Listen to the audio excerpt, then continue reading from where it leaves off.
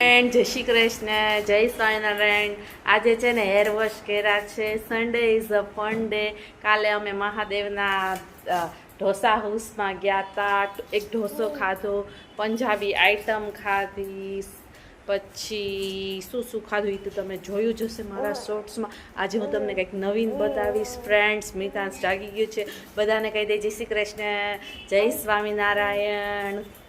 સુરકો બનાવી રહી છે. તો સૌથી પહેલા કેરી ખમણી નાખી. કેટલી કેરી ખમણી અંદાજે? બે કેરી ખમણી. અને અત્યારના છે ને કાંદો ખમણી રહી છે. કેટલા કાંદા ખમણવાના? બે કેરી સામે બે કાંદા ખમણવાના. અને એનો સુરકાની રેસીપી ફ્રેન્ડ્સ તમને આજે આપીશ. મમ્મી બહુ જ સરસ મજાનો સુરકો બને છે. આ કેરીની સાઈઝ છે ને મીડિયમ છે, એટલે થોડીક તો ખાટી છે કે ખાટી છે, એકદમ ખાટી. એટલે સુરકો બનાવે છે મમ્મી. હવે આ પણ ખમણી નાખવાનો, પછી કઈ રીતના કરવાની પ્રોસેસ તમને બતાવીશ. કેરી સામે બે મોટા કાંદા લીધા છે. ત્યારબાદ સુરકો બનાવવા માટે ખાંડ એડ કરવાની, કારણ કે કેરી ખાટી હોય એટલે ખાટું લાગે ને, એટલા માટે બેલેન્સ કરવા માટે ખાંડ એડ કરવાની. ત્યારબાદ સ્વાદ અનુસાર મીઠું,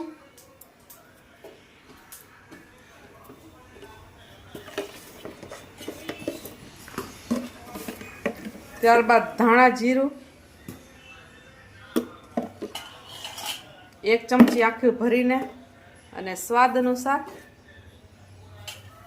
આ મરચું.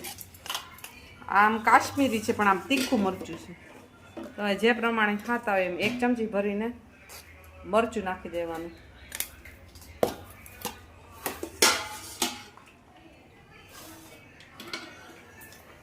અને ત્યારબાદ તેલ એડ કરી દેવાનું.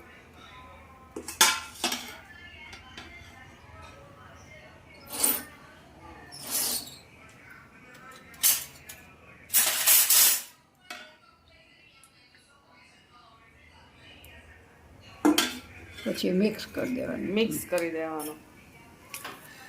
તો ફ્રેન્ડ સાવ ઇઝી રેસીપી છે. 2 કાંદા લીધા, 2 કેરી લીધી, પછી બેને ખમણી નાખવાના. ખમણીથી ત્યારબાદ ખાંડ એડ કરવાની. કેરી ખાટી હોય ત્યારબાદ મીઠું, ધાણા જીરું, મરચું એડ કરી મિક્સ કરી દેવાનું. આ તમારે કાંદા અને કાચી કેરીનો સુરકો રેડી છે. ફ્રેન્ડ શિયાળામાં ખાય તો આપણને લૂ પણ ઓછી લાગે. જ્યાં સુધી હવે મોટી કેરી ના આવે, અથાણું ન બને, ત્યાં લગી આપણે આ સુરકાથી કામ હલાવવાની છે. અને કટકા કેરી તો આવે જ છે, એને કટકા કરી નાખીએ, પછી એમાં મીઠું નાખી દઈએ, મરચું નાખી દઈએ, તેલ નાખી દઈએ. એ પણ કરીએ છીએ. આ સુરકાની રેસીપી છે, તમે બનાવજો ફ્રેન્ડ્સ. બહુ કેરીનો સુરકો રેડી છે. જો ફ્રેન્ડ સરસ મજાનું એકદમ તેલ આળો ચટાકેદાર. તમે પણ એકવાર બનાવજો અને કમેન્ટ કરીને કહેજો કે આ સુરકો કેવો લાગે છે. એકવાર તમે બનાવજો તે ફ્રેન્ડ્સ.